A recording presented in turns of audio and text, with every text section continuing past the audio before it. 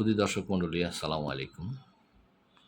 আজকে আমার চেম্বারে অনেক দূর থেকে একজন পেশেন্ট আসছে, সারা রাত কষ্ট করে। ট্রেনে আসছেন না গাড়িতে? গাড়িতে স্যার। কোথা থেকে আসছেন? আমরা তো ফটিকছড়ি থেকে আসি ডাইরেক্ট। ফটিকছড়ি। জি, নাজিরহাট থেকে আমরা ওই বাসে। ফটিকছড়ি হলো থানা, জি জেলা হলো চট্টগ্রাম। জি। কি কষ্ট আপনার? আমার কষ্ট, আমার কোমরে ব্যথা, প্রচুর ব্যথা।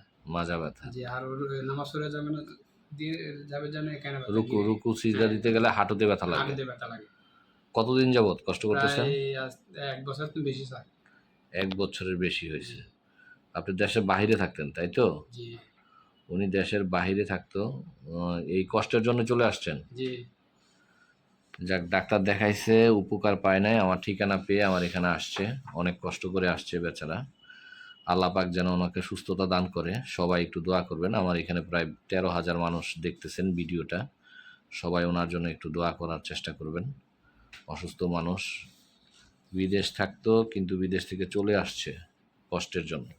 ওনার এমআরআই রিপোর্টটা যদি আমরা একটু দেখাই, এখানে যথেষ্ট মাসেল স্পাজম আছে ওনার রিপোর্টে, এবং ডিস্ক প্রলাপস আছে।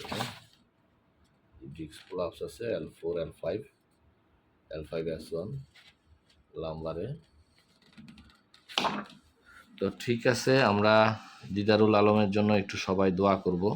আল্লাহ পাক যেন ওনাকে সুস্থতা দান করে। অনেক দূর থেকে আসছে, বাংলাদেশে আইসাও অনেক দূর, সেই চট্টগ্রাম ফটিকছড়ি, প্রায় এখান থেকে 350-400 কিলোমিটার দূরে।